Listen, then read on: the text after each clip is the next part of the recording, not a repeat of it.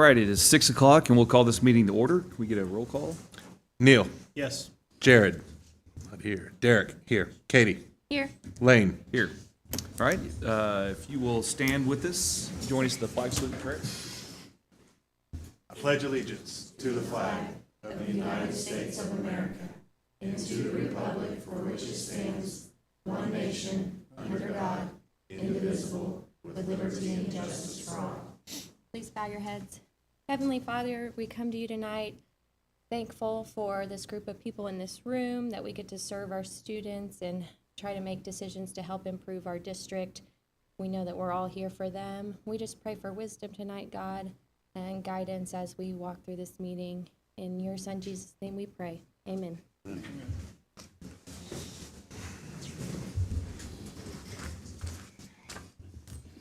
right, we'll move on to item 2, public participation. Nobody? Okay. All right. Move on to item 3, presentations. Okay, so we're going to start with the ECC and work our way up. So, Ms. Carver.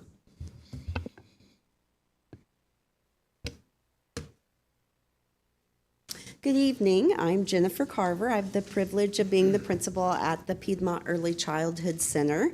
I am excited to present our site improvement plan to you. So to get us started, I would like to go back and review our goals from January of last year. So our first goal was by the end of the fourth quarter, 80% of kindergarten students will be able to articulate 21 consonant sounds in isolation as measured by weekly assessment. And so these were started in January, and in the end of the year, measured by weekly assessment and end of year our literacy continuum, our 90% of our kindergarten students could successfully articulate the 21 sounds. Our second goal was all kindergarten students will increase the accuracy of final phoneme isolation in words. And in January, we were at 64. We were asking them to increase that to 80 as measured by weekly assessment. So final phoneme isolation is just the last sound that you hear in words. So a phoneme is the smallest unit of sound in any language that distinguishes words. So mat and map. You have to be able to isolate and determine the final sound that you hear in those words. It's a fundamental skill in reading and writing. So as measured by weekly assessment, the end of year, our continuum was at 88% of our kindergarten students could identify the final sounds of those words. So that's a lot of really hard work. Final sound in isolation is taught in kindergarten, but it's emphasized in first grade. So the fact that we were sending 88% of our kindergartners into first grade, mastering that skill, does a lot for our teachers. So this is our continuum. So phoneme, phonological awareness is being able to put the articulate and hear the sounds that are associated. So we need to be able to hear, isolate, and manipulate the sounds of the words. So for the phoneme isolation at the beginning of the word, in January, 89% of our students could do that. In May, 93 of them could master it.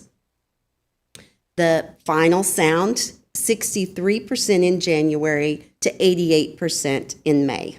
So once again, that is the harder of the two skills, and that is emphasized in first grade.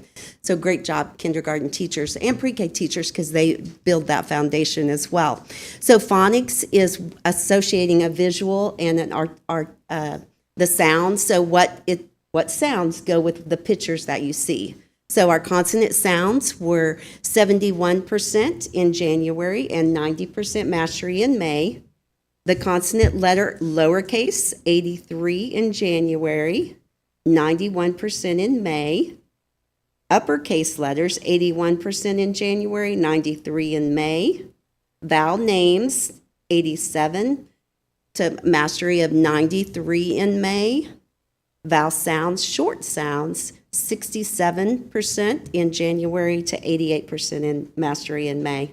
So once again, shout out to our amazing teachers for recognizing the importance of those fundamental skills and the hard work for our students, because these skills are the building blocks for all reading and writing.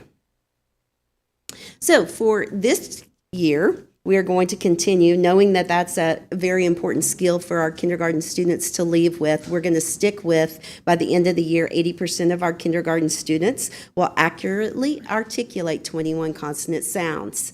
We're going to do that by providing each student with targeted support through daily activities and small group instruction.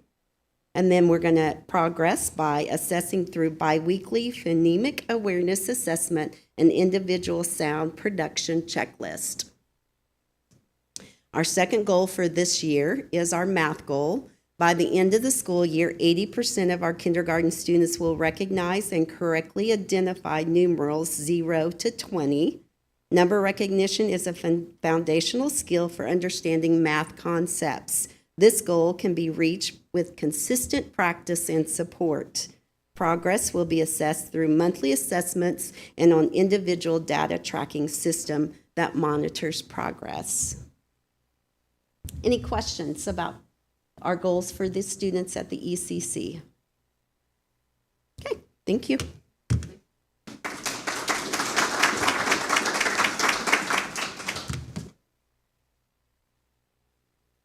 Hi, I'm Brandy Skakowski. I am now the principal at Northwood Elementary. And so just to kind of get started, we have a few goals that were set last year at Northwood. And so I'm excited to say that our overall goal to start was the 4th grade vocabulary, the standards by 10% through a small group intervention 3 to 4 times per week until May of last year. And then in 2003, Northwood's vocabulary score was 54% or above.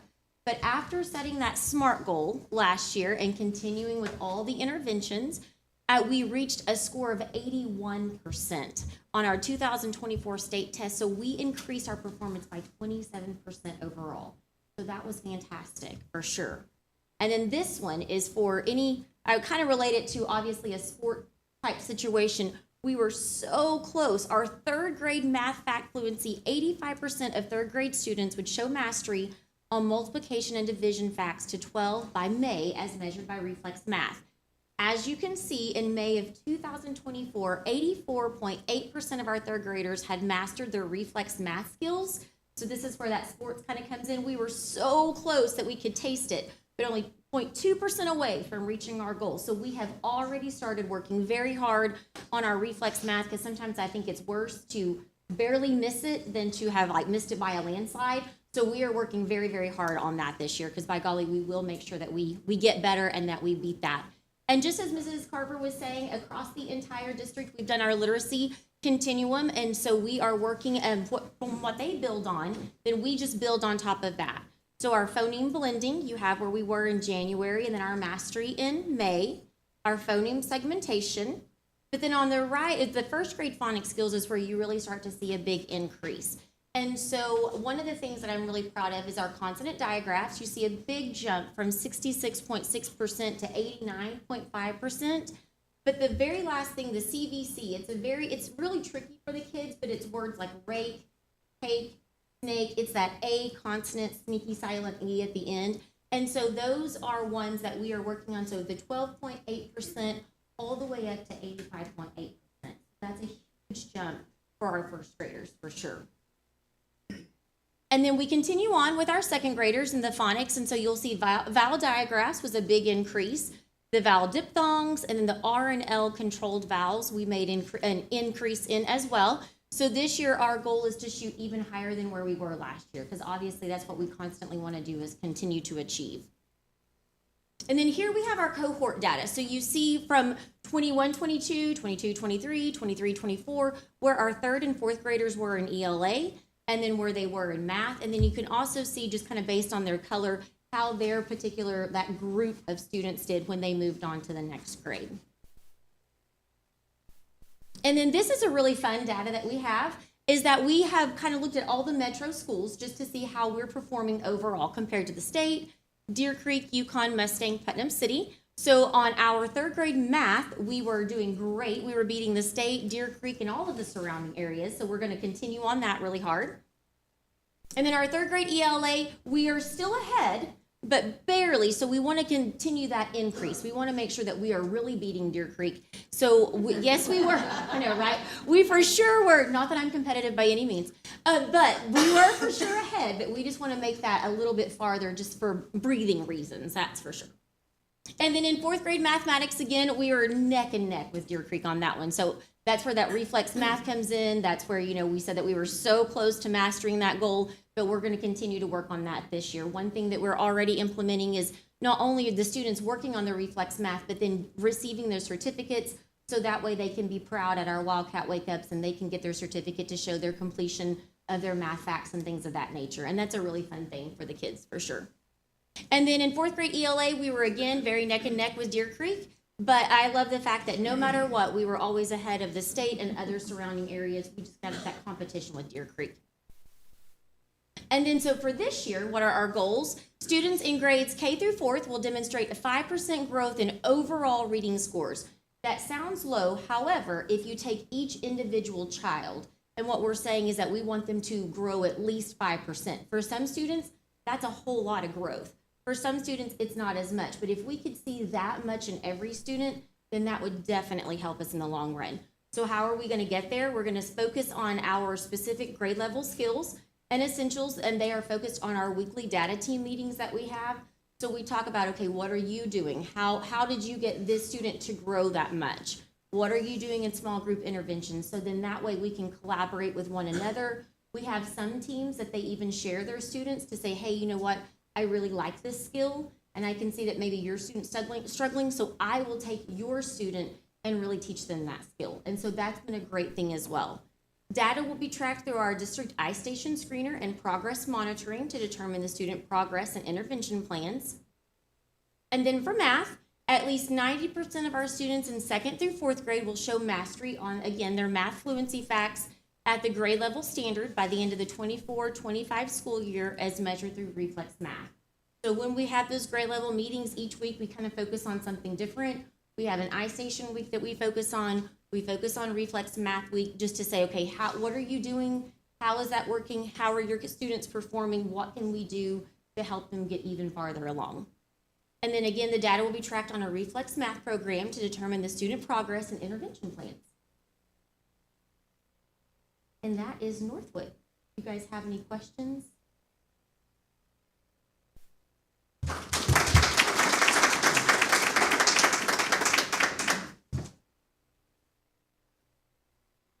Hello, I'm Tyler Bodell, the proud principal of Piedmont Elementary, and I get to present to you the goals that they had from last school year. So they set a goal for 87% of their third grades to show mastery in their multiplication facts, 0 through 10, by May 1st, and with 100% completion. At the end of the year, they hit 90%, which is 3% higher than what their goal was, so that's fantastic. They're showing a lot of growth in that area. They also set a goal for 85% of second grade students will show mastery in multisyllabic words, both open and closed, by May 1st. Students will show mastery through biweekly literacy continuum assessments. So they hit 65%, and when I talked with our second grade teachers to kind of look at why we didn't maybe hit that goal, one thing that we found was that an area that they struggled was with the nonsense words. And so those nonsense words, you test them on those skills, but they were getting confused with what that word actually meant. Because these kids in second grade, they're able to read at this point, and so when they're trying to read nonsense words, they're trying to make them real words, and so that was tripping them up. So we are going to continue to assess this and watch it. But one of the things that we've also taken out in second grade is those nonsense words, so that we can give our kids the best shot to be able to show that they understand the skills. In January of last year, in first grade, their phonological score in phoneme blending, they were at 89% in January, and they made it to 98% of students mastering it by the end of the school year. In phoneme segmentation, they again had 8% growth there. And so for the mastery that they showed in January, that was pretty impressive. And so to even see the 8% growth from January to May shows that they were really working hard with those kids that were right there on the cusp. And then our phonics skills, Again, tremendous growth. If you look at the consonant digraphs from 50% to 91%, both beginning and mid and end sounds. The consonant blending going from 39% to 88% really showed the hard work that the teachers at PES really put into improving their phonics scores, and I suspect that that's going to improve even more dramatically this year as we've added the UFly phonics program district-wide. So I'm really excited to see what they can do with those skills in first grade this year. Second grade, they mastered, they were at 65% in their vowel digraphs, and then made it to 87%, and then both diphthongs and the controlled vowels were at 47% and made it 83 and then 78.5 respectively. So lots of growth, but I think the district has really taken a goal to improve our phonics skills, and so when we brought in UFly, which is I think going to help us show some even better growth than that this year. Very similar to Northwood, we've got our cohort data, and so each color follows those sets of students, so you can see how they did from year to year. And so we've seen some great growth, and obviously there's still areas that we can work, and we're going to continue to track that through iStation and through our weekly TCMs that we have. So for third grade mathematics, we have a very similar set of scores. We are a little bit behind Deer Creek, but we're well above the state average and above the other two surrounding areas that we, with Yukon and Mustang. Obviously, it's a place that we can grow, and we're going to continue to focus. I think with the focus on buying new math curriculum this year, it's going to help our teachers have the tools to be able to be successful as they work towards scoring higher there. ELA, same thing. We looked at this data, and you'll see here in a few seconds, and when I get to our goals for this year, we kind of broke it down by the subsections of the test, and then that's where I wanted to set our ELA goals. Fourth grade math, right there, dead, actually just a little bit higher than Deer Creek, so we're not dead even, we're a little bit higher. So again, we're competing with our area districts and outperforming them. And then ELA is very similar. Okay, so our first goal for this year, we wanted to have at least 90% of students in each grade level show mastery in their math fluency facts at their grade level standard. So second grade, that's addition and subtraction. In third and fourth grade, that's multiplication and division by the end of the 24-25 school year, and we'll use Reflex Math to measure that. In Reflex, they have to answer the math problems in 3 seconds or less, and so that really shows that they've got it. They know the facts. And so they'll have regular access to Reflex Math program with at least 20 minutes a week practicing that skill, and then teachers will also pull small groups to work on the skills throughout the year. And then we'll review that data every week, and then we recognize students that have hit their achievements every month at one of our Wildcat Wake-Ups throughout every month. And then in our second goal, we wanted to see 5% growth in our vocabulary. This is, again, where we broke down the state test to the different categories, and we wanted to focus on our vocabulary area because I think that's where we can see the most growth with our students. I've challenged our teachers, specifically our third and fourth grade teachers, to look at how they're teaching vocabulary so that we can try to compare, is it the types of questions that we're asking or what it is exactly that we're kind of missing on the state test. Because when we look at iStation data, they're scoring higher than what we're seeing on the state test. So we just wanted to look at why that is. So we'll look at vocabulary monthly, and then it'll be focused during their intervention time. And then that data throughout the year is tracked through iStation. All right, that's the presentation for Piedmont Elementary. Do we have any questions? Okay, thank you very much.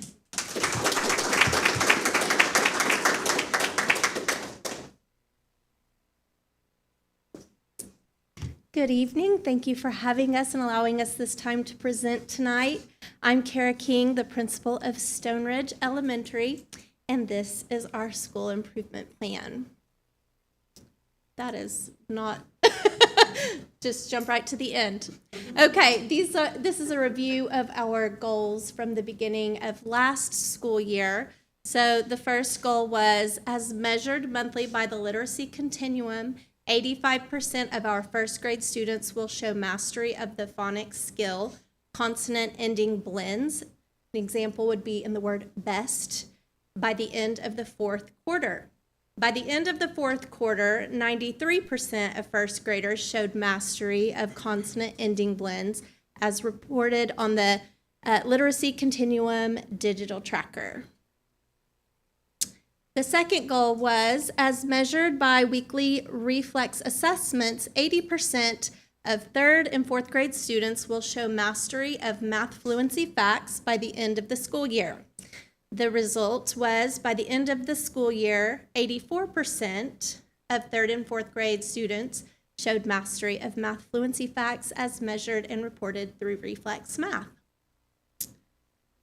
This is also our literacy continuum growth for first grade. So as you can see, in January of 2024, starting out the mastery, we had been set up greatly by our ECC. So we had, pretty good mastery starting in January, but we're able to get to 100% in both of those areas on phonological awareness. And then on the first grade phonics, we showed great growth in every area. One that I wanted to bring to your attention is the CVCE, the silent E, long vowels at the bottom there, from 16% to 85%. So we showed great growth in that area.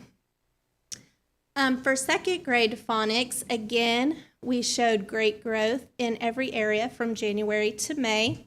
From 60% to 77% in vowel digraphs, in vowel diphthongs, 47% to 67%, and the RL controlled vowels, 52% to 71%, which shows great growth. We're very proud of our kiddos for that. This is also our cohort data. Again, it shows great areas of strengths where we made lots of gains and also areas for growth. So places that we can watch and just kind of dive into that data and see where we need to focus our growth goals for the coming year. These are our OSTP assessment data as compared to surrounding districts.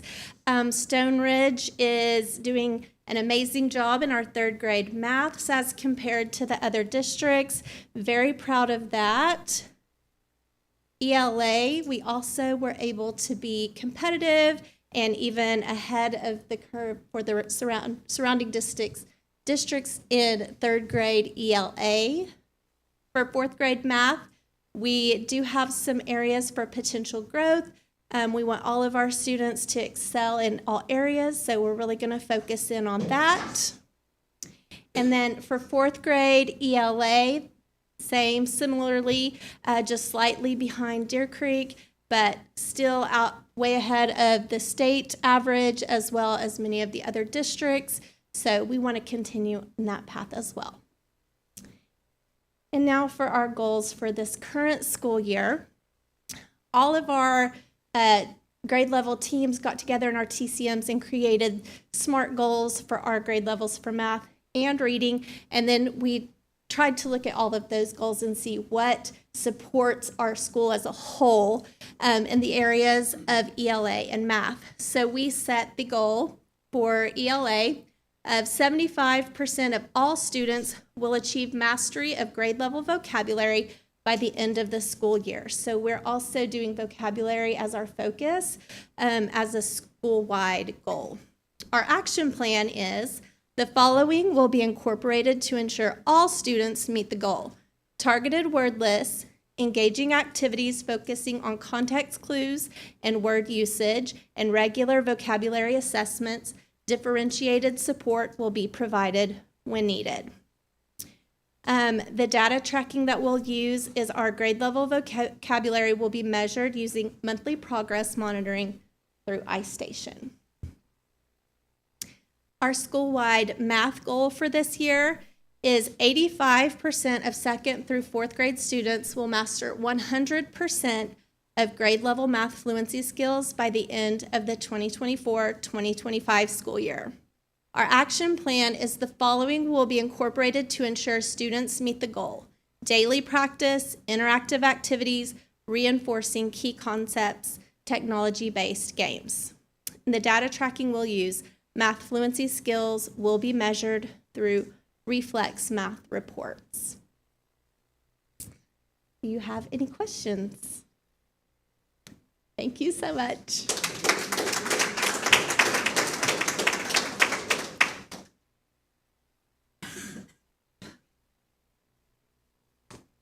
Hello, I'm Jennifer Warner. I am now the principal at Piedmont Intermediate.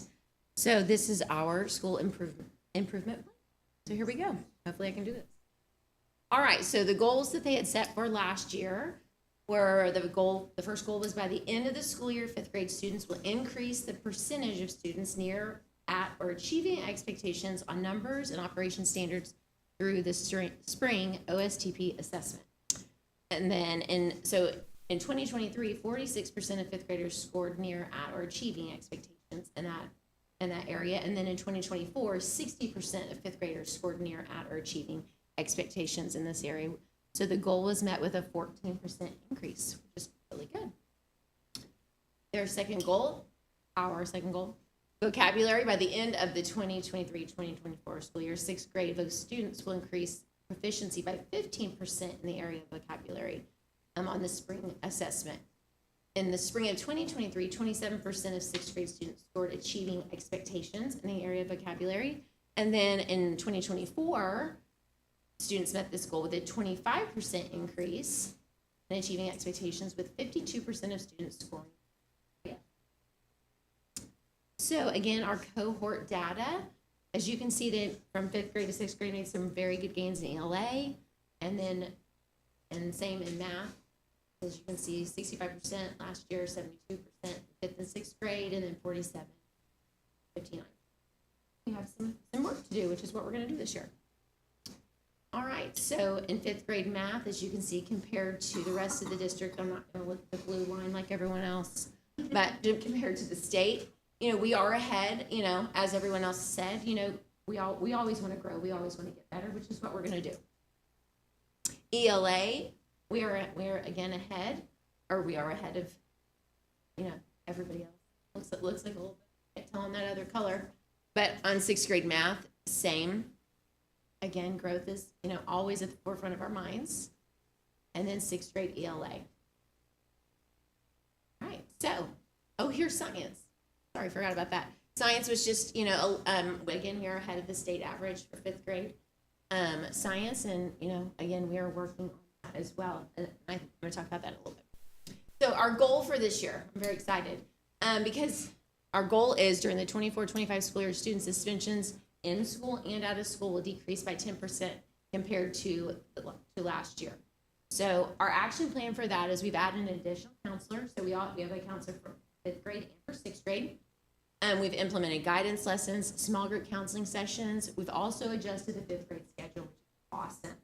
So limiting the number of teachers in transitions for fifth grade students. So fifth graders, they only switch classes twice, which is wonderful compared to past where they had 7. So now students, they have a science math teacher and they have a social studies ELA teacher. And so they only switch twice, which has been amazing. And then they all go to specials as well. So they're really just kind of on their little island of the building on their end, and sixth grade is on their end, and they still have a 7-hour schedule as well. So it's really been great to see the kids slowly transition into kind of that upper elementary model that we're really trying to implement at PI. Administrators were also present throughout the day, and we're intentionally building relationship with students. We are at lunch and recess every single day. And it's been great to get out there and just to meet the kids, because we do have over 800 students. So it's very, very important to myself, Mr. Hardaway, and Ms. De Silva, and our counselors, Ms. Doty and Ms. Little, that we are out and about and are getting to our kids, because when you build relationships with kids, typically your discipline goes down. And we're gonna track that data by using Power. Our next goal, when we were talking with our teachers, really stood out with our fifth grade teachers is that by the end of the school year, the percentage of fifth grade students near at or achieving expectations on number and operation standards will increase by 10% through that spring OST assessment. So our teachers are going to utilize interventions and Imagine Math. It's been wonderful. At least 3 times a week with students who scored basic or below basic on their initial Imagine Math benchmark. And what's great about that is that even if they didn't score basic or below basic, all students have access to this. So they can still increase their math, work on their math skills in any class at any time at home or at school, so they can work on those things. And teachers are sharing students and using their benchmark data from that, see what skills that those students need to work on. And so then they'll check their progress on a weekly basis through the Imagine Math. Any questions? Thank you.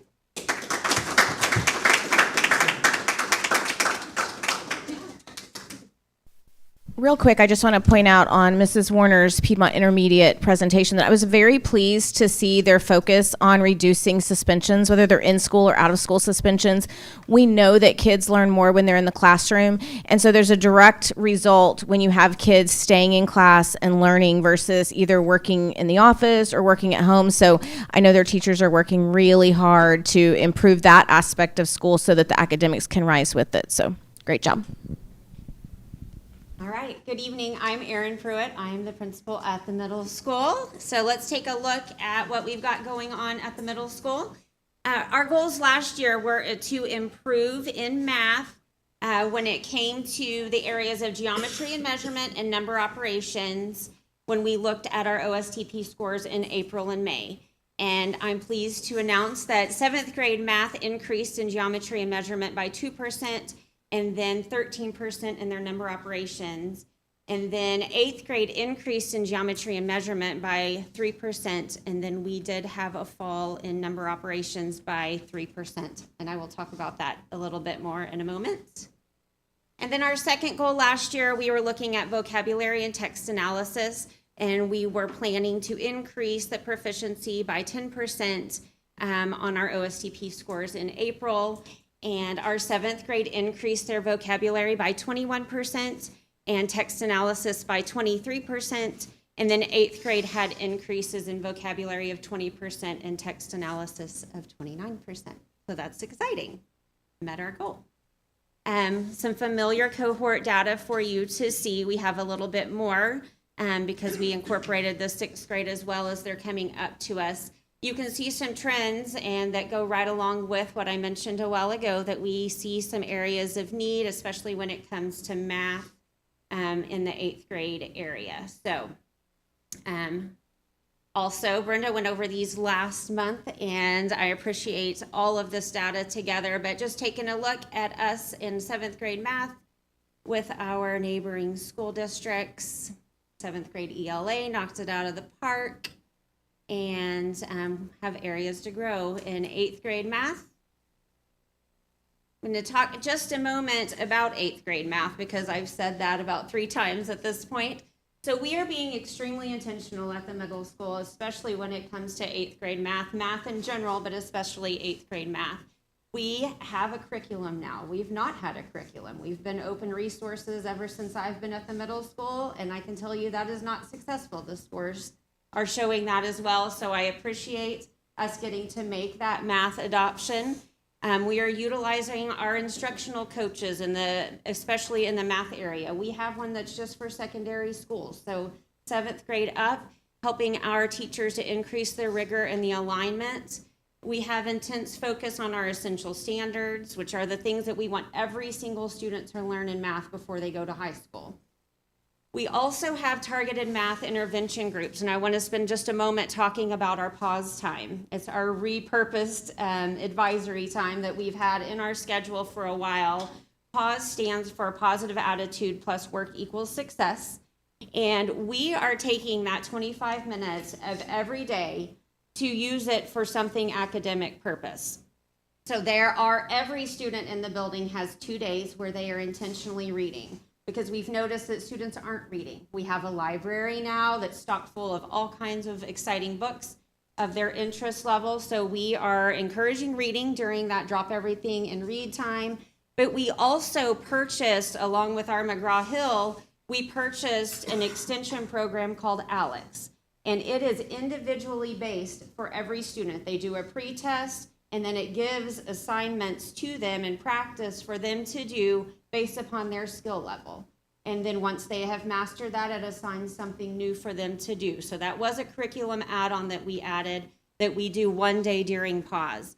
But the exciting part about pause is we have 8 teachers that don't have students assigned to them. And those 8 teachers are targeting students that are on the bubble, whether that be not mastering or right at the verge of mastering, and they are doing small group interventions every day during pause. So they're doing groups of 10 to 15 every single day. I'm not so sure that I know of any other middle school that's necessarily following that model at the moment. And we are hopeful to see great gains, especially in the area of math, but we're doing those in reading as well. And then we also are utilizing our common formative assessments to make sure that we're measuring the skills for every student and comparing the data accordingly. All right, and then our ELA compared to our neighbors, and then our science. So stayed above the state average on all, but still have work to and room to grow. So our goals for this school year would be, the first one is to 65% of our students will be at or above the standard for the critical reading writing band on the state testing. This would be a 7%, or for 7th grade, I'm sorry, it would be an increase of 9%, and for 8th grade, it would be an increase of 8%. Utilizing a lot of the same things I just mentioned with math, but we have that new reading success class as well that Brenda mentioned last month, so I won't go into great detail about that, but I have no doubt that we're going to see an increase in those gaps. We also have, with our instructional coaches, helping us utilize some cross-curricular writing and analysis in all of our subject areas, especially science and history, to help meet this goal as well. We'll track this through our common formative assessments, our pre and post pause intervention, and our state test scores. And then the second goal will be for 8th grade students. This is specifically for that area that I have mentioned previously. Our 8th grade students will see an increase in number operations by 10% on our state testing scores, utilizing all of that action plan that I mentioned a while ago, and we will track it with the ALEX practice test, pre and post pause intervention, and our state test scores. Any questions for me? Okay, thank you.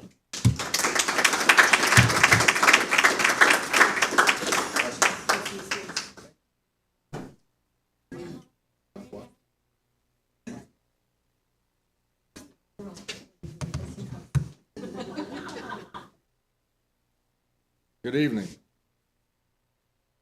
Steve Spears, high school principal.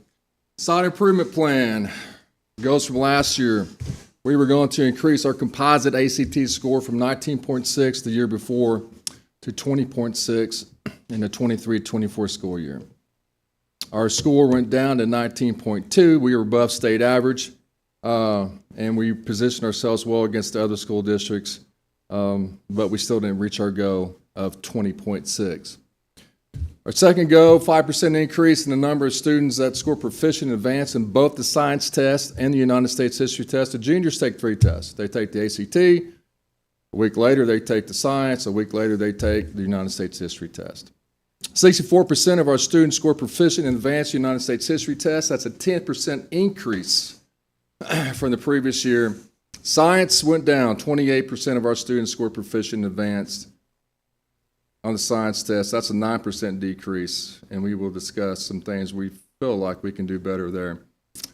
Comparison, as you see, 23-24 for the United States history test, we went up 64%. I think one of the reasons for that is we have consistency in the social studies department. Those history guys, Kelly Beck's been there for several years. Brian Bill starting his 4th year. Tom Williams has been there forever. Tom Tom Morrison, who teaches 2 sections of American history, has been there forever. You've got consistency, and those guys are there every day, and they do a great job. Science, I think it's not been a lot of consistency. I think one thing, I believe about 4 or 5 years ago, they took away physical science, or they didn't offer physical science at the high school. And the science test is mostly physical science and biology. So the freshmen were taking biology, then chemistry, then 2 years later, were taking the science test. 2 years removed from biology with no physical science. This year, we implemented physical science. I believe we have about 135, 140 freshmen that are taking physical science. Next year, they'll take biology. Then they're going to be better prepared to take the science test their junior year. U.S. history data, as you can see there, again, outstanding job. We're ahead of everybody, especially the blue line there. And again, it's good students, it's good teachers, and it's in consistency. I mean, consistency. It's we talk about it all the time. You know, Pepsi tastes like Pepsi 24/7. If you've got consistency in your departments where they're working together, it makes a difference. And you can see there, the science test, we haven't had consistency, my understanding. About every year we've had turnover in biology. We have turnover in biology this year. One of those is because she got promoted to assistant principal, but there hasn't been consistency there. It's been open resources. They haven't had a curriculum. So we're getting those things in place, and I would guarantee our science scores will go up. What are some of the things we're going to do? Well, they have no skin in the game, the juniors. When you take the ACT, they take the science, they take the history, there's no skin in the game for them. It doesn't matter how they perform. One of the things that we're going to do to motivate them, we've already started talking about it, they know this, we're on their transcripts in the past, all you got to do is put that they took the test. It's a graduation requirement. They have to take the ACT on the date that the state tells you. They got to take the science and they got to take the history to graduate. And you just mark it on their transcript. Well, now on the transcript, we're going to put what they scored. They scored basic, below basic, advanced, or proficient. It's going to go down on the transcript where colleges can see it. It's going to be a motivation factor for sure, especially for the kids that want to go to college. So we're going to do that. Time minimums on that test. When a kid is done, the test giver the test proctor can open up the next section. We're not going to do that anymore. We're going to wait, and they have to, if they finish too early on one section, they're going to sit there and they're going to wait until the next section opens up instead of just pushing buttons and try to get through it. We're going to put time minimums on it. And we're going to talk about effort, and we've already talked about effort. And we've already started talking about if your name is on it, you got to care. So that's one thing our teachers are really hitting it hard. We're going to focus on data literacy by incorporating data collection, graphical analysis. The science test is mostly charts and graphs. So our science teachers are incorporating more charts and graphs and data literacy into their instruction on a daily and weekly basis. Monthly common formative assessments across all science classes to review life and physical science standards to assess learning and identify opportunities for reteaching. Instructional coaches are huge, and I'm glad this district has instructional coaches. Our science instructional coach, Jessica Brown, is spearheading this with our teachers in our TCM meetings. They're huge, and I'm glad this district has instructional coaches. There's our ACT data compared from year to year. As you see at the bottom on the right-hand side, last year we were 19.2, year before 19.5, the year before that. So we're sniffing at 20. I mean, we're in the neighborhood, around the corner. There's no reason why we can't get a 20 on the ACT. And if you look at the science, look at their composite score, 19.4. So we have good teachers. It's not that they're not teaching, they're teaching. Is that we haven't put our kids and our teachers related to the science test in position to be successful. And we're going to do that starting this year. ACT data, in relation to we're 2 points ahead of the state. We're above UConn, we're above Mustang. Not sure about Putnam City. We're behind Deer Creek a little bit, and we're chasing Deer Creek. We will catch Deer Creek. Goal 1, 20 on the ACT. We've been at 19 too long. There's no reason why our kids can't get a 20 on the composite ACT. That's our goal, our first goal. English teachers are going to incorporate ACT practice questions. Not just our English teachers, our science teachers are doing it as well, on all common assessments for students grades through 12. We're going to utilize Mastery Connect to track the progress of higher depth of knowledge questions. And that's our focus going this year at the high school. Our questions that we ask in class through discussions and on our assignments or activities, we're pushing higher order depth of knowledge questions instead of just basic, who was the author, name the 5 civilized tribes, regurgitation. That stuff's important too. You got to have a baseline, but we want our kids and our teachers to dig deeper. So we're really pushing the higher order depth of knowledge questions in all of our classes, 9th grade up through every class, health, even PE. We're going to ask harder, deeper questions to get kids to think. Teachers will identify essential standards aligned to the ACT and Oklahoma academic standards. We're going to track these standards through our common assessments that we're given on a weekly basis. Second goal, that is 64%, we want 70% in the United States history tests. And talking to those guys, and Angela DeLong, our instructional coach, they felt like the 64% could have been even better. There's questions on the test that they hadn't gotten to yet. They hadn't reached that point in the standards, and we're going to try to push that test back as far as we possibly can, but you got to give it when the state tells you to give it. And I think that's probably maybe a little bit of the problem in the science test. They're asking questions that we haven't gotten to yet in our classes. So we want 70%. Science, we're going to hit 50%. This is an increase of 6% and 22% respectively compared to last school year. How are we going to do it? Talked about depth of knowledge. We're going to ask tougher questions, deeper questions, and we're calling on kids by name to answer questions. I think one of the things I saw last year, we're doing a good job of asking questions, but a lot of it is asking questions in general. Then you have the same 3 or 4 kids that want to answer other questions. You end up talking and teaching to those 3 kids.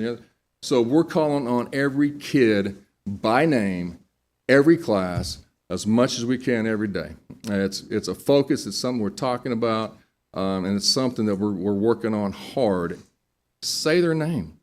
Call them their name. If you're not calling their name, they're not paying attention. And teachers will utilize Mastery Connect to track mastery over time in physical science and data literacy question types across all science sections. And again, I want to pat our instructional coaches on the back. They are great. Any questions? Thank you.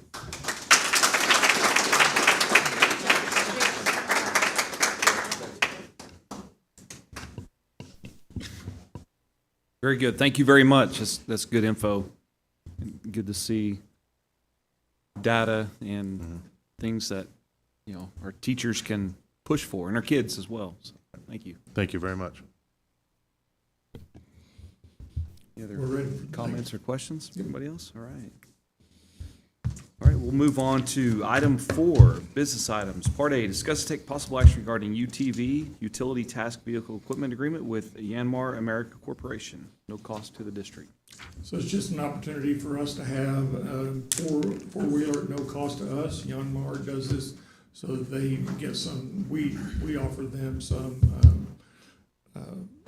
promotion on that, on like football games and such. And it's a great little win-win for the district in Yanmar. Great. What are we going to do with it? What are we going to do with it? So I'll tell her what we're doing with it. It's already here. Yes, so all of our athletics have access to it. Basically, football team can use it, and pretty much anybody that wants to. But all of our coaches Yeah. And you all haul ice with it too, right? Yeah.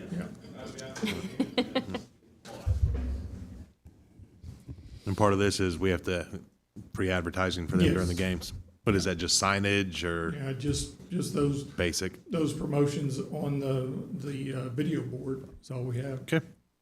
That's a great deal.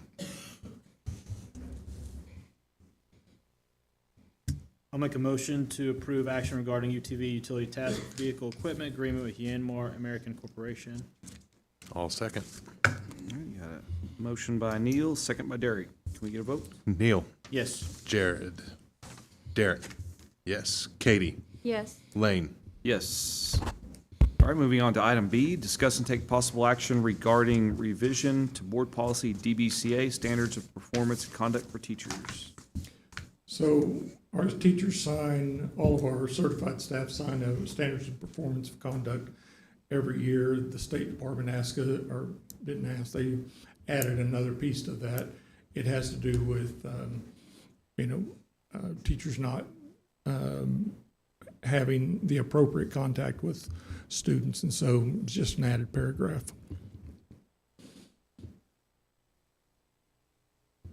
I'll make a motion that we approve the revision to board policy DBCA, standards of performance and conduct for teachers. I'll second. All right, a motion by Lane, second by Derek. Can we get a vote? Neil. Yes. Derek. Yes. Katie. Yes. Lane. Yes.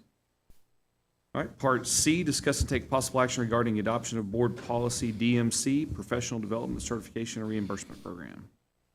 Scott is gonna tell you all about this. It's his baby. Not yet.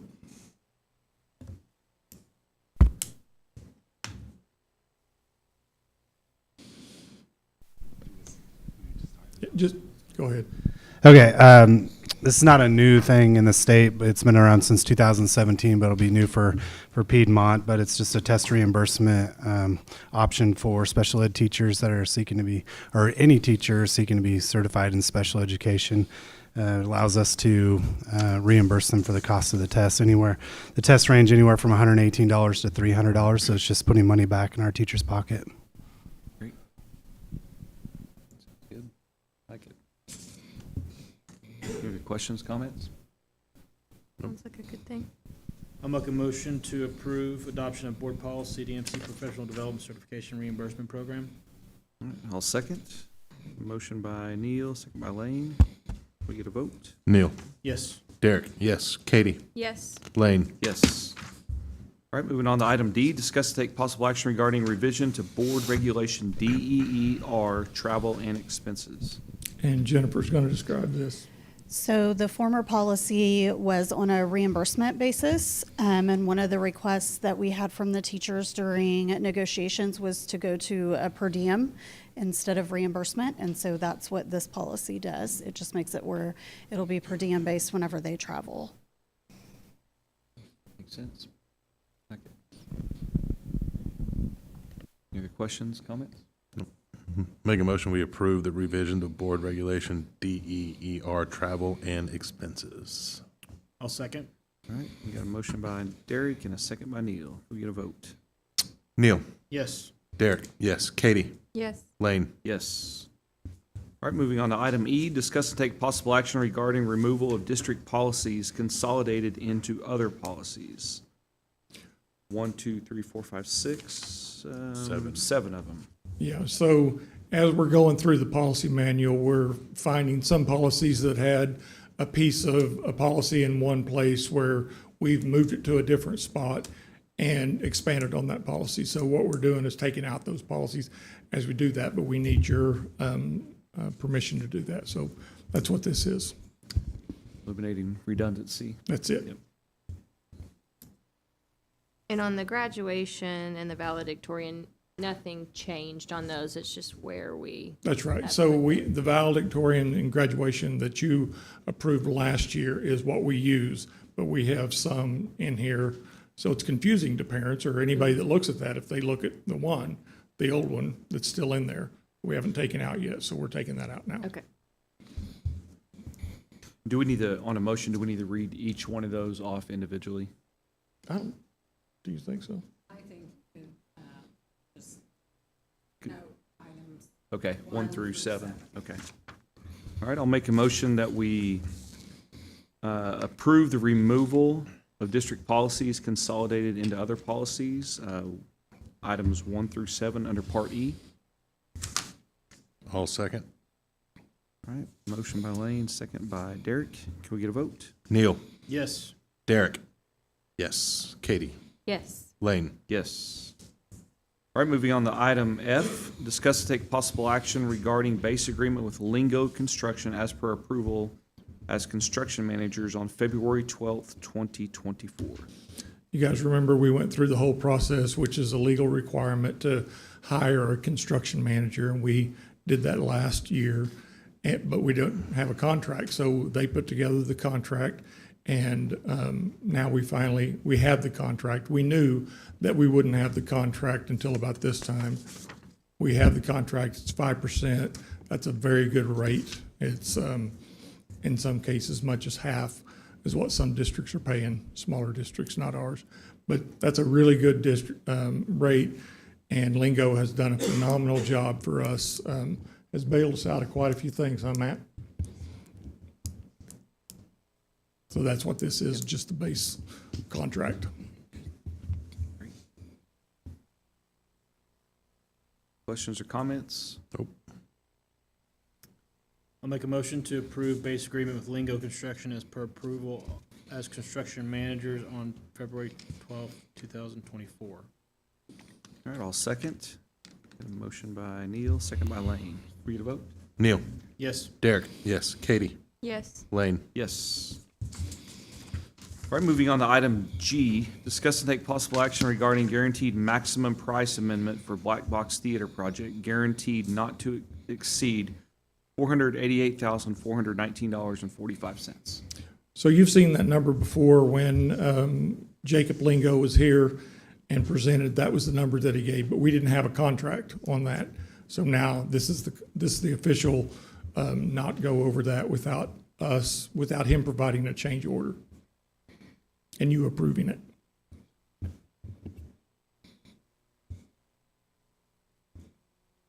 Questions or comments? All right, I'll make a motion that we approve the guaranteed maximum price amendment for Black Box Theater project, guaranteed not to exceed $488,419.45. I'll second it. All right, motion by Lane, second by Katie. Can we get a vote? Neil. Yes. Derek. Yes. Katie. Yes. Lane. Yes. All right, moving on to item H. Discuss and take possible action regarding guaranteed maximum price amendment for Stone Ridge Portable Project, guaranteed not to exceed $58,302.56. And this is just a contract with them with Lingo in order to get those portables put together and in progress. And now we have added 2 at PI and now 2 at Stone Ridge, and that's 4 classrooms each.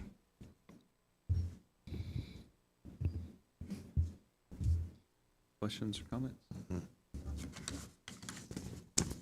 I'll make a motion to approve action regarding guaranteed maximum price amendment for Stone Ridge Portable Project, guaranteed not to exceed $58,302.56. I'll second. All right, motion by Neil, second by Derek. Can we get a vote? Neil. Yes. Derek. Yes. Katie. Yes. Lane. Yes. All right, moving on to item I, discuss and take possible action regarding change order with Lingo Construction for Stone Ridge Portable Project, $6,648.31 from bond funds. So this is just, we had to add a door, fire door, and a ramp, or actually stairs, I think, on the back of that we didn't know whenever we did the original contract with them, but you just approved. So this is in addition to that, $6,600. Questions or comments? Nope. Make a motion, we approve change order with Lingo Construction for Stone Ridge Portable Project, $6,648.31 from bond funds. I'll second. All right, motion by Derek, second by Neil. Vote? Neil. Yes. Derek. Yes. Katie. Yes. Lane. Yes. All right, moving on to item J, discuss and take possible action regarding amendment to agreement with Mountain Home Company to lease 1 additional portable for a total of 4 double classroom portable buildings. That's just what it says, fourth one. All right, questions, comments? All right, I'll make a motion that we approve the amendment to the agreement with Mountain Home Company to lease 1 additional portable for a total of 4 double classroom portable buildings. I'll second. All right. Motion by Lane, second by Neal. Vote. Neal, Yes. Derek, yes. Katie, Yes. Lane, Yes. All right. That's all business. Now we're ready to move on to consent. Item 5, consent agenda. Discuss then vote to approve all consent items. These items may be approved by one board motion unless any board member desires to have a separate vote on any or all of these items. Anybody, questions, comments on consent agenda? I have a question about item J, which, sorry, surprise question. Do we look at, like, I guess the cost of us transporting them versus Canadian Valley? Trick question. We do transport them. They're paying us. That's Okay, they're paying us. They So pay I'm us. just reading that Right. incorrectly. Okay. Well, I mean, you're not reading it incorrectly. It's just the way that it sounds like we're paying them, but we're not. They're paying us. They pay Okay. us. And then we take the That's right. students We take down the there. students. Never mind.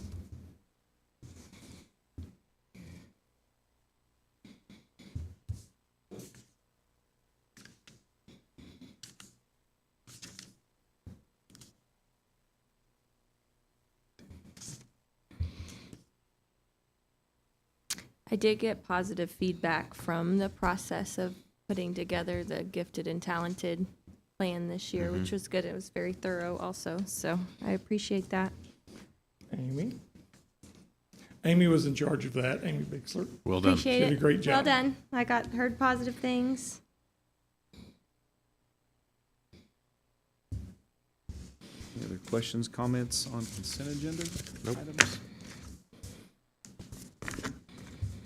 All right, I'll make a motion that we approve consent agenda items A through N. Second. All right, motion by Lane, second by Derek. Vote. Neal, Yes. Derek, yes. Katie, Yes. Lane, Yes. All right, moving on to item 6, financial report. Okay.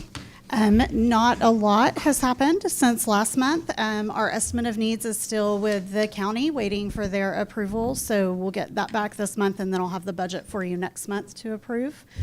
So tonight, we can just go through the graphs on encumbrances and collections. So we'll start with general fund. You can see that we have encumbered a big portion, 33 million of our 46 million on our estimate of needs. So that leaves 1.8 million not encumbered or spent at this time, which is pretty normal after we encumber all of payroll, because that's our biggest expense out there. And then as far as revenues coming in, we got our second state aid payment, but for the most part, everything has stayed pretty close to the same as last month. And so we do have year-to-date over collections already of 127,000, and that is just in categories that the auditor did not put any estimates in as far as coming in. So it's mostly local revenue or reimbursements for some things. So that's where that comes in. Moving on to building fund, we have 3.4 million encumbered of our 9.6, and we've also spent 2.9, so we've got 3.2 left for a balance. And again, our collections really consist of $14,000 in the district category, and that's about it, other than our carryover from last year. Child nutrition, we've encumbered a little over 2 million of our 2.7 million, and then we've just spent 209,000, so that leaves 521,000 in the balance. For collections, we've received 164,000 in federal money, and that was for the end of the year claims last year that we received in this fiscal year. So we just claimed August in September, so we should be getting that pretty soon. And then bond fund, encumbered is 751,000, and that is for just a lease payment. And we've spent 3 million, and we've got 8.5 in the balance there. And then for collections, we have actually already collected everything that was expected to, because we already had that bond sale that you guys did in July. And so that came in, and then our carryover. Sinking fund, our Total is 10 million. Of that, we've spent 9.6, and that's that big payment that we make once a year in July. And so that leaves a balance of 563,000 right now, and that will just grow all year until we make that payment again next July. Questions about any of that? Okay. Thank you. Thank you very much. Jared's not here to brag on the graphs, Yeah. so I'll do it for him. Very helpful. Thank you. Any other questions, comments? All right, if not, we'll move on to item 7, executive session. Vote to convene or not to convene into executive session to discuss employment is listed on attachment C, 25 OS 307B1. I vote that we do not convene into an executive session. A second. Okay, we got a motion to not convene into executive session by Derek, a second by Neil. Vote. Neil? Yes. Derek? Yes. Katie? Yes. Lane? Yes. All right, so no compliance statement to read. And we'll move on to item 8, discuss and take possible action. Did I skip anything? No. Okay. Discuss and take possible action on employment is listed on attachment C.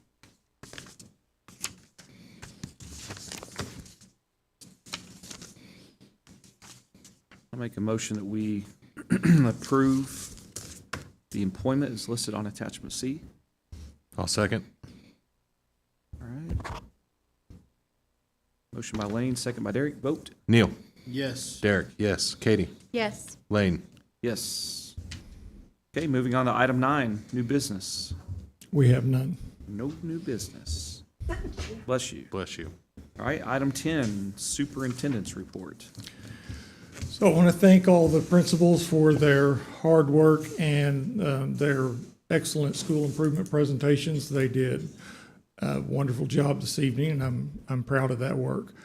I'm also proud of what our teachers are doing in the schools to promote the academic growth of our kids. We have asked them to do some things differently and work very hard at increasing our scores, because what we know is we have great kids. We also have great teachers. So when you have great kids and great teachers, you should have great scores, and we're getting there. And you saw that tonight.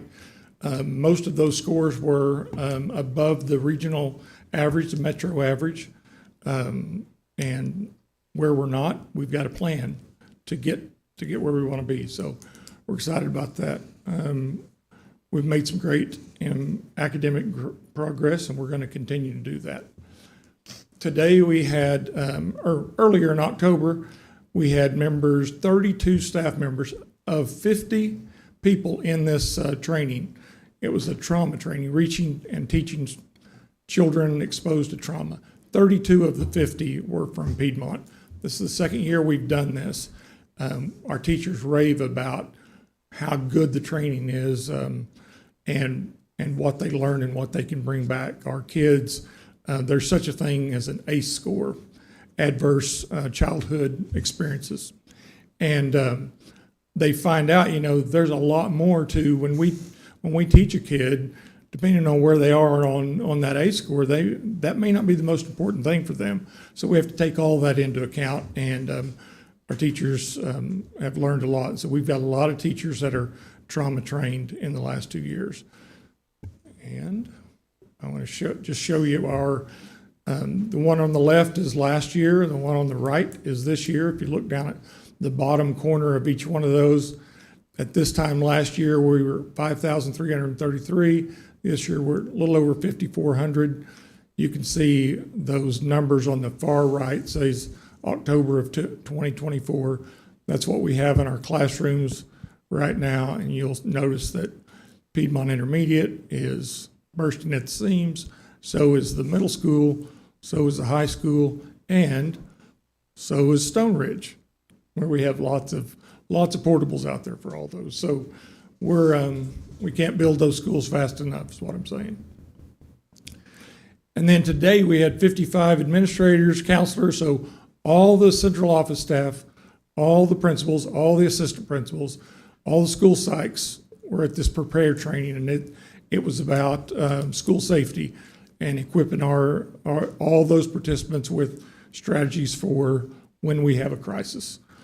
And so it was a really good training. We learned a lot. What we found out is that we've got some areas that we can get better. And so we'll come back and come together and work on that.